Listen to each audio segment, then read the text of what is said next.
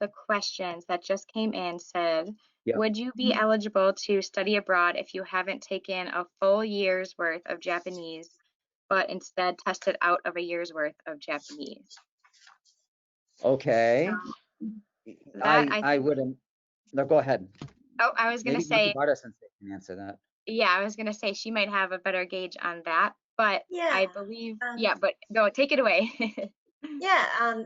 As far as the you know the language ability is equivalent to the first year Japanese at no central, I think that's possible. And But if there are so many students who are majoring or minoring in Japanese who want to study abroad, then your place is later. After those students who want to study major or minor in Japanese at no central are prioritized. But nonetheless, just having 1 year the equivalency to finishing Japanese 1 or 2 at no central is fine language wise. I think, and sorry, it's Whitney, I'm just chiming in really quick. I think we've had students in the past, maybe not specifically for Japan, but for other of our, some of our other language immersion programs where a language is required in order to go. And I believe when I spoke with our department chair for modern and classical languages, they would just ask that students basically take a test to see where they would fall, to see if they would be eligible then to participate in the program. So my guess is he would then forward a student to Matsubara Sensei to maybe assess at what level their Japanese would be, and then maybe they would be eligible. So even if they're not, let's say, a Japanese major or minor. However, the way our application process is structured is that majors are given priority to study abroad in Japan, because it can go through to their degree requirements. Minors would be taken second choice, and then if there were room in our exchange spots, then that would be when we would consider those who are not Japanese majors or minors.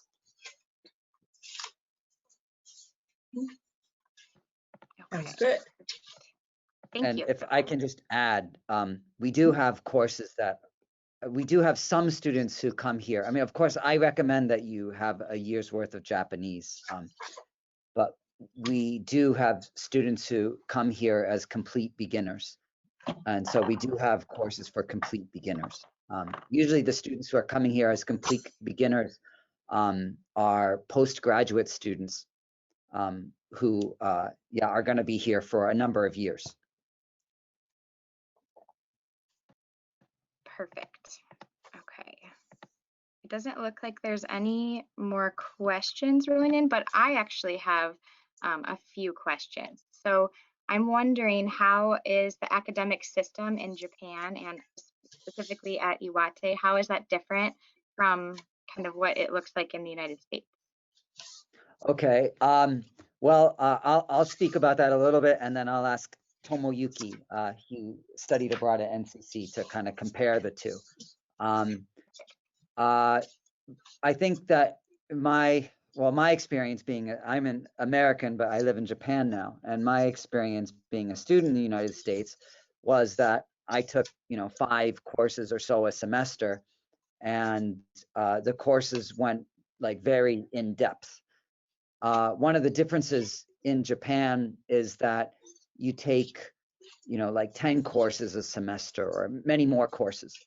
So you have more classes, but the classes only meet once a week. Or actually, if it's Japanese, then it will meet a number of times a week. So that's one big difference. Of course, there are big differences in the semesters here.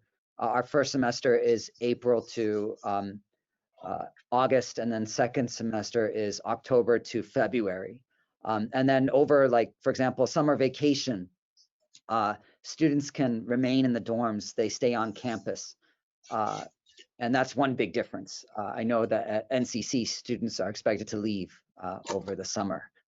So Tomoyuki, what are some other differences that you found? Hello, this is Tomoyuki, and long time no see, Matsubara Sensei. And はい、久しぶり。hi, お久 Can しぶ you りで tell す。 us when you studied at North Central? I went to North Central College, I think 2 years ago. Hmm? Yes, I think 2 years 2 years 2 ago. years. Okay. Yeah. And the big difference is that I think the amount of assignment, the amount of assignment. So in Japan, we don't have much assignment compared to America, so we can have more free time. So we can hang out as a Japanese friends, or we can go to like eating dinner at night more freely compared to America. That's all. Okay. Can I add one thing? So I think one of the nice things about studying at Iwate University is, you know, you have a chance to become kind of a member of the local society here. So, I mean, a lot of of course, a big part of the study abroad experience is doing classes, like Japanese classes. Mhm. But you can also take classes at the Faculty of Education. So I'm the supervisor of this program and I teach at this Faculty of Education. If there is like an area that you're interested in, you can take a class in that area. For example, we had an NCC student, Peter Flowers, a number of years ago, and he was interested in computer design. He took a computer design class in Japanese. He ended up going to our graduate school in the Faculty of Engineering, and I think now he works in Tokyo at a computer company. We've had students who like wanted to teach in Japan. We have a number of students in this program who went on to the JET program. And I teach an English teaching methodologies course for the Faculty of Education students. And over the years, I've had numerous NCC students take that class. And they've had an opportunity to teach at a local elementary school as part of that class, only one time. We also have a teaching internship program that the students can do here. Students can join basically any club that they want to join. We have every summer, unfortunately, we didn't have it this summer, but we have what's called the Sansa Odori, which is a Sansa dance festival, and Iwate University has a team in the festival, and students can join the Iwate University team.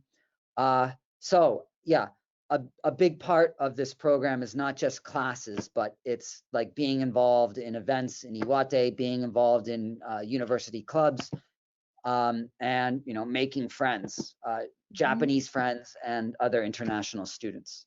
Mhm. So yeah, I think that students, when they come here, if you're going to get a lot of out of this experience, I think you have to be kind of proactive. You have to be willing to try many new things, and you kind of have to put your hand up or ask questions yourself and get involved. Mhm. James, I'm just looking through my notes too from past students who studied at Iwate, and I must say all the reviews are just phenomenal. It seems like students really enjoy being up in Morioka. They love that there's very few tourists, at least what they saw, which I kind of think differentiates it from maybe different areas of Japan. I did have a question. Would you mind talking a little bit about the housing that our students would experience there? I know our students have typically lived in an international house. Can Yep. you describe that a little bit? Just because I think it might look a little bit different than what they'd experience here, as well as the lack of meal plan at Iwate. Okay, yes, I will talk about that. And later, I will send you a link. It's written about in a lot of detail on our international exchange page. So we do have a dormitory for international students. And the way it works is, and actually it's a new dormitory. We have a new dormitory. And in the new dormitory, if I'm wrong, I'm sorry, because I didn't quite prepare an answer for this. So if I'm wrong, I'll send you an email later to correct myself. And the dorm has changed. But the way the new dormitory works is that everybody has a single room. and then they might like share a kitchen with 2 or 3 people. And that's a new dormitory, not the old one. And then I think the rent has gone, or the monthly fee has gone up. The monthly fee is now about, I think, 35,000 yen, but that includes all your utilities and everything for 35,000 yen. So yes, there is no meal plan, but you do have your own small kitchen, as well as you can go to the cafeteria for breakfast and lunch. As Tomoyuki will probably tell you, our cafeteria is probably nothing like what you have, but it's not bad. I eat there every day, almost every day. It's very affordable and kind of good, healthy food.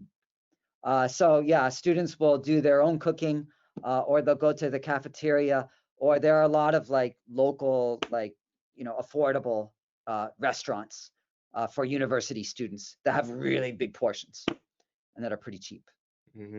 That's true. Right.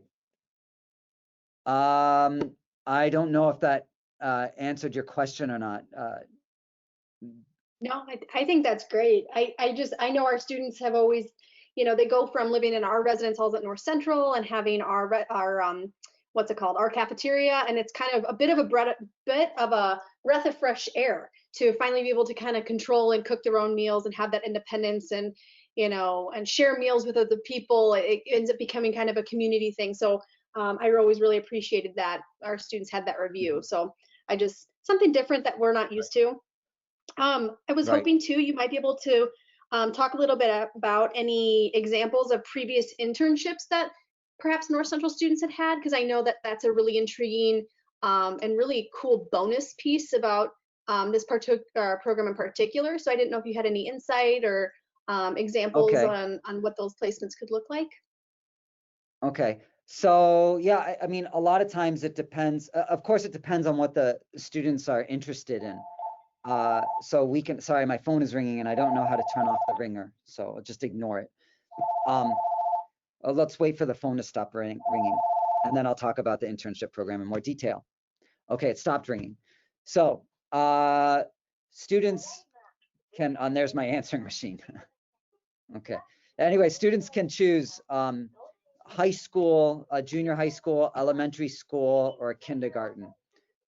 So a number of years, or 4 years ago, we had a student do an internship at a kindergarten because that's what she was interested in. And she went there once a week. The internship was about 3 months. I would say that the first month the kindergarten asked her to observe the students and play with the students. And so that's what she did. She went there and she played with the students and observed them and wrote up her observations. And then she ended up towards the ending teaching classes. Then we had last year we had Natalie, and she did a internship at our affiliated junior high school. And then she basically worked there as an assistant language teacher. And then we've also had a student do an internship at a rural elementary school that had maybe about 20 students, and she would go there by train. So I think the internship program, it depends on what the NCC students are interested in, but usually, involves a lot of observation, and then once they kind of understand the school, they're involved in assisting in teaching classes, or sometimes doing a class themselves by themselves. But before they can do a class by themselves, they need to kind of get used to the school a little bit and the students, because things are very different there. Yeah, those are great. Our students have had great reviews on the internships as well. And I know our partnerships with the Faculty of Education, which you're a part of, so that piece makes sense. And we had a student, Ashley Nowling, who studied there in 2017. So basically 17 into 18. She did an internship in the city of Miyako, if I'm saying that incorrectly. please correct me, but Yeah. I know she helped create a brochure and helped translate it into various languages. And I think she went there twice. Maybe it was just a volunteer opportunity. Right. Perhaps it was an internship, Yes. but So thank you for raising that. So there are two kinds of internships that we have. And one kind of internship is that you're primarily at one school. And then a second kind of internship is that you're involved in various projects. So for example, yeah, one project was translating the brochure for Miyako. By the way, Miyako is a coastal city, and it was hit very hard by the tsunami. And so a lot of these cities are rebuilding along the coast: Miyako, Ofunato, Rikusen, Takata. And the person who was in charge of the NCC program before me, Professor Tomoko Yamazaki, she is now Professor Emeritus. And she basically, she's still the #1 person in coordinating the internships. And Yamazaki sensei is involved, very much involved with the kind of reconstruction of Iwate, which is still going on. And so she's involved in a lot of like programs related to that. And then she will often have the NCC students assist in those programs as part of their internship. Also, as part of their internship, the students can participate in a Japanese speech contest. It's actually held around this time of the year. And it's done, I think, by a local television station. So yeah, students usually do that around October or November. Unfortunately, yeah, we don't have very many international students at this time. Hopefully that's going to change by next year. Yes, so two types of internship. One is primarily going to one particular school, and then another one is being involved in like various like programs. And Yamazaki sensei, who's the coordinator of the internship program, still has lots of like connections within Iwate. And she can find these kind of unique opportunities. I have great. another And question. do you guys still offer the Iwate Studies class? Yes, I believe Okay. that is done by the Global Education Center. Oh, So okay. I know our students had recommended that because there were you travel through Morioka and you're never really in the classroom, and so I feel like it's a very like hands-on, and you're up and moving and really exploring the city. And right. that class came highly recommended, which I think is a unique piece, like academic piece. Right. Can I add a little bit more information about classes? Mm-hmm. So the Japanese classes and then kind of the Japan culture classes are offered by the Global Education Center. So, and that's separate from the Faculty of Education. I'm in the Faculty of Education. The Global Education Center is in charge of all the exchange programs. So the majority of the students' classes are going to be at the Global Education Center. And then the school internship program is with us. And then if there's a Faculty of Education course that the NCC students want to take, we can arrange that for them.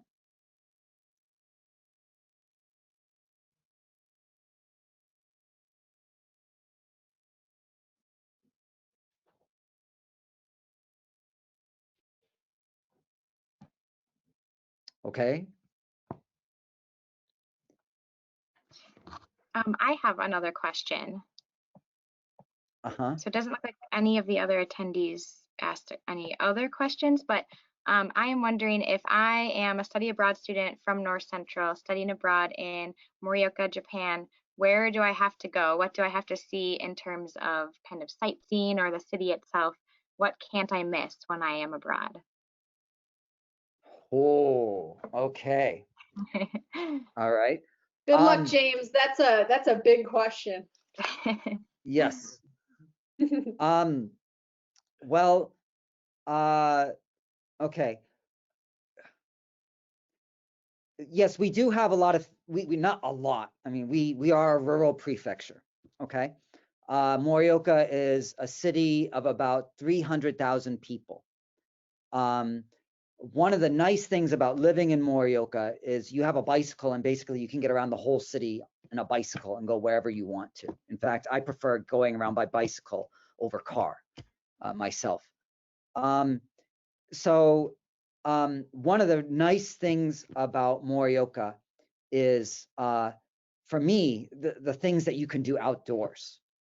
There are so many mountains that you can climb. I've been mountain climbing with NCC students. Mountains that take an hour to get up, mountains that take an hour and a half to get up, mountains that take 3 hours to walk up, and mountains that take 6 hours to walk up.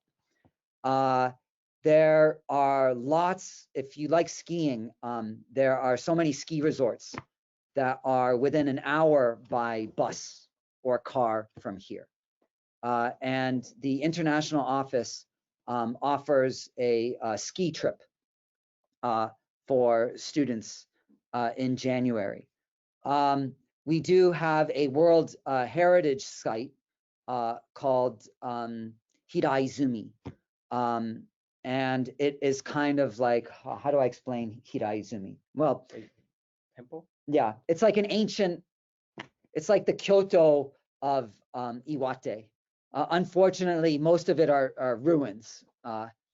But yeah, there is a famous like golden roof temple and some gardens that have been maintained, and a temple in a cave. So we have that. So yeah, I mean, it's strange because I think, you know, if you look at a brochure of Japan, or if you look at like Lonely Planet Japan, you're not going to see a lot about Iwate written there. But once you live here, I think you'll find that there are a lot of things to do, and you can keep yourself busy pretty easily. How about Tomo? Tomo's younger than me, so what do the young people do here? Okay. For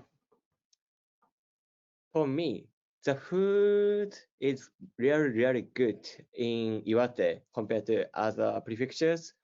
For example, there are three biggest noodle in Iwate, like ramen, jajamen, and wanko soba. And every student, not every, well, last year, Natalie, she tried wanko soba with me, and she really enjoyed it. Also, there are gradually more and more cafe, like eating cakes or drinking coffee. The number of cafes highly increasing in Iwate. So people said like Iwate is pretty local and rural, but there are a lot of like cafe in Iwate. So I think people can enjoy with nice cafe and food and people. That's all.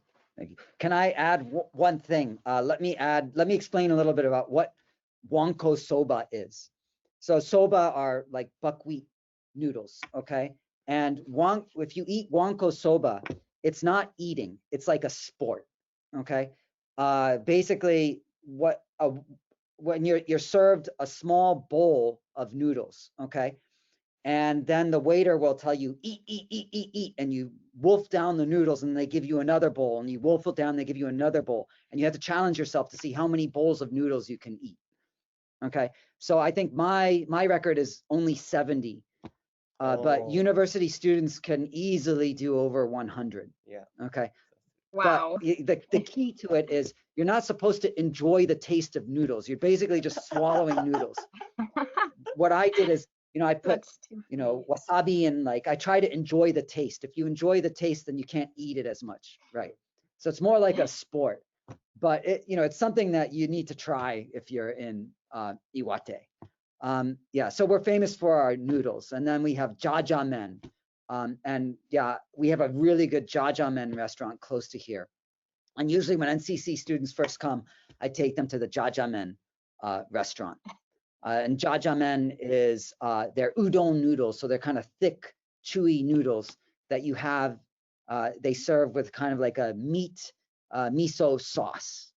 And then when you finish the noodles, you break an egg into the bowl, and they pour some warm water, and it becomes like, or warm broth and it becomes like egg soup.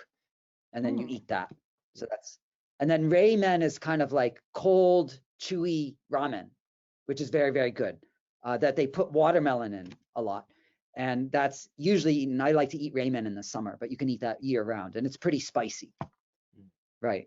Also, one thing I should add is that, you know, if you really want to visit a big city, we're only 2.5 hours from Tokyo by Shinkansen, bullet train. That's not cheap. A lot of students will go to Tokyo by night bus. Like you get on the bus at like 11 at night, and then you arrive in Tokyo at 5 a.m. I mean, think if you're young, you can do it. I've done it before, and I'm not young. Yeah, Tomoyuki's done it. Many times. Also, there's a city of about 1 million people south of here called Sendai, and that's 40 minutes by Shinkansen or about 3 hours by bus. So, right. It's easy to, like, you know, visit the big cities if you want to. Perfect. That was such a good overview, and now I really, really want to come. Thank you. Let's see. Well, I don't see any more questions from any of our students on our end. But is there anything else that you want to add, or anything else that you feel is important to know about Iwate or Iwate University? Well, I will, after this, I will email you the link to our international like exchange page, and they have a very good kind of overview of the program and overview of expenses and all that, like a PDF brochure that I think would be very instructional for the students who are interested to see. So I'll send you links to that after this, and yeah. If you could reach out to those students who are interested. Of course, yes. Because I think that would be very informative for them. But yeah, I enjoyed talking about Iwate. I've been living here I'm from Boston originally, but I've been living in Iwate for now 17 years. And yeah, I'm quite happy here, and we're always thrilled to have NCC students here. And yeah, you know, usually the students who come here, they make a lot of friends. And some students, you know, end up staying and working in Japan. Some don't, but I think that they all develop lifelong connections here. Tomoyuki, do you have anything to add? I hope you will come to your university. Thank you.